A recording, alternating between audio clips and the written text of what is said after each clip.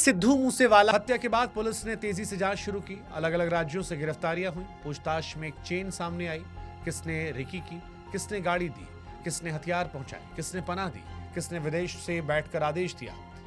ये एक आदमी का अपराध नहीं, ये नेटवर्क का अपराध था। 2 दर्जन से ज्यादा नाम इस केस में जुड़े। कोई फ्रंटलाइन पर था, कोई बैकएंड में, कोई गोली चला रहा था, कोई कॉल कर रहा था। केस अदालत तक पहुंचा, चार्जशीट दाखिल हुई।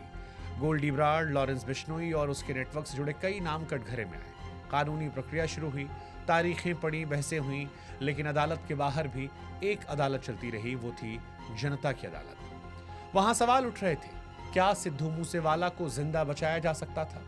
क्या सुरक्षा हटाने का फैसला जल्दबाजी था?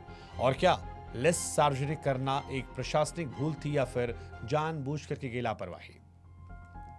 इन सवालों के बीच सबसे भारी तस्वीर वो थी जो कैमरों में कम और आंखों में ज्यादा कैद हुई। एक पिता जिसने अपने बेटे की लाश पर पगड़ी उतार दी।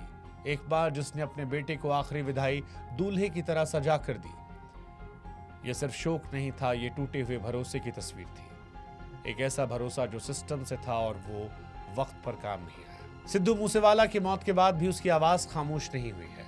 उसके गाने रिलीज होते रहे, उसके शब्द जिंदा रहे, उसकी मौजूदगी अब भी महसूस की जाती है, क्योंकि अब वो एक सिंगर नहीं रहा, वो प्रतीक बन चुका है। उस कीमत का जो शोहरत, बेबाकी और टकराव की राजनीति में चुकानी पड़ती है।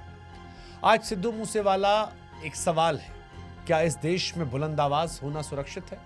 क्या सिस्टम समय रहते अपने फैसलों के असर को समझ पाता है? और क्या अगली बार जब किसी की जान खतरे में होगी तो सुरक्षा सिर्फ कागज पर नहीं, जमीन पर होगी? ये कहानी सिद्धू मूसेवाला की है, और ये कहानी इसलिए जरूरी है ताकि अगली बार कोई आवाज बुलंद हो तो उसे चुप कराने से पहले सिस्टम कम से कम एक बार जाग जाए।